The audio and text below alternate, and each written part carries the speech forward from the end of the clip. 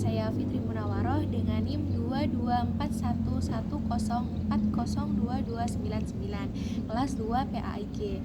Video ini saya buat untuk memenuhi tugas akhir mata kuliah Filsafat Ilmu. Pada kesempatan kali ini, saya akan membahas materi mengenai penerapan filsafat fenomenologi, filsafat positivisme, dan filsafat post-positivisme. Langsung saja, saya akan membahas materi yang telah saya tampilkan pada peta konsep berikut. Yang pertama yaitu tentang penerapan filsafat fenomenologi dalam filsafat ilmu. Jadi untuk penerapan filsafat fenomenologi dalam filsafat ilmu itu ada 3 bagian yang harus diterapkan dalam hal yang pertama ada ontologi ilmu, yang kedua ada epistemologi ilmu, dan yang ketiga ada aksiologi ilmu. Yang akan saya jelaskan pada peta konsep kali ini, jadi bisa diperhatikan pada slide pertama. Jadi untuk penerapan filsafat fenomenologi dalam ontologi ilmu itu menekankan pada seluruh aspek kehidupan yang dapat diuji melalui panca indera manusia.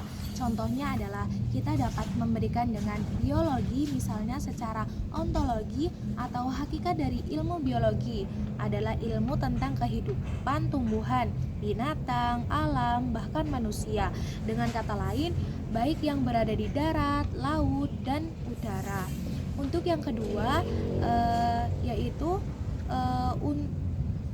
untuk penerapan filsafat fenomenologi dalam epistemologi ilmu itu menekankan pada suatu hakikat yang didasarkan atas pertimbangan sikap skeptif, yang artinya sikap ragu orang memberitahu tentang berbagai hal yang melingkupinya. Maka dari sinilah kemudian lahir berbagai pengetahuan baru yang tergali tentang sesuatu tersebut. Contohnya, ada penyebab lahirnya ilmu kedokteran karena mulanya para ahli mempertanyakan tentang ilmu biologi yang berurusan penyembuhan suatu penyakit makhluk hidup. Jadi untuk yang ketiga, pembahasan ketiga yaitu penerapan filsafat fenomenologi dalam aksiologi ilmu. Di situ penekanan pada nilai-nilai yang bersifat normatif dalam memberikan makna terhadap kebenaran dalam kehidupan manusia. Contohnya, penerapan sederhananya yaitu ontologi kursi. Ontologi kursi adalah realitas tentang kursi. Dengan kata lain, ontologi menjawab pertanyaan tentang apa sebenarnya realitas hakikat dari kursi. Untuk selanjutnya yaitu pembahasan yang kedua, yaitu bisa dilihat pada peta konsep berikut mengenai penerapan filsafat positivisme dalam ontologi ilmu, dalam epistemologi ilmu, dan dalam aksiologi ilmu. Untuk yang pertama adalah penerapan filsafat positivisme dalam ontologi ilmu, yaitu melibatkan pendidikan yang menitik beratkan pada sesuatu realitas yang dapat diamati secara empiris.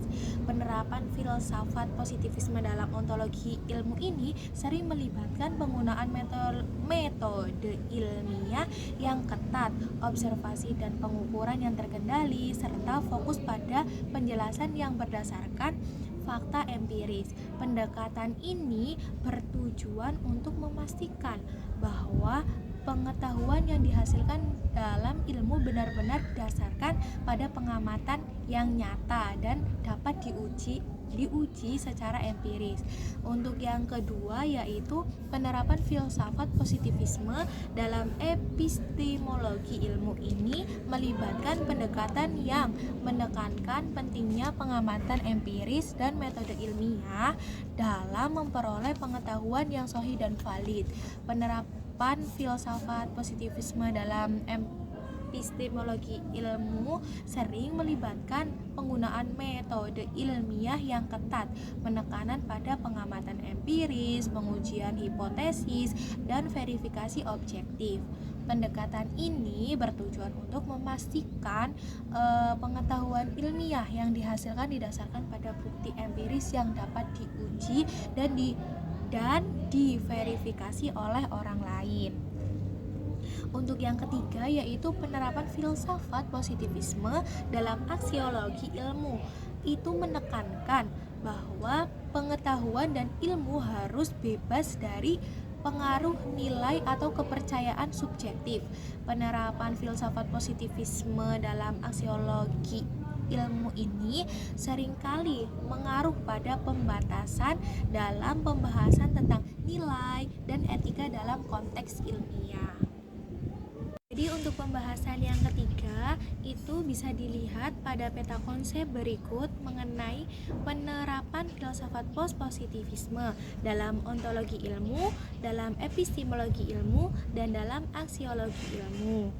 Untuk penerapan yang pertama adalah penerapan filsafat positivisme terhadap ontologis ilmu adalah realisme kritis.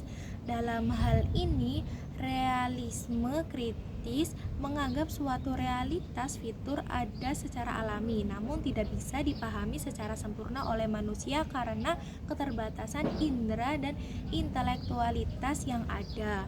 Penerapan filsafat positivisme dalam ontologi ilmu sering melibatkan metode ilmu yang ketat, observasi dan pengukuran yang terkendali, serta fokus pada penjelasan yang berdasarkan fakta empiris.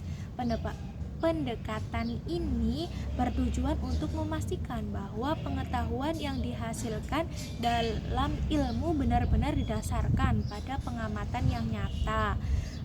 Jadi untuk pembahasan selanjutnya yaitu ada penerapan filsafat positivisme dalam epistemologi ilmu. Dalam hal ini peneliti untuk penganut mengajarkan objektivitas yang dimodifikasi dengan memandang objektivitas terhadap tetap terkait dengan suatu peraturan ideal, tetapi menyadari bahwa itu tidak akan bisa mutlak tercapai.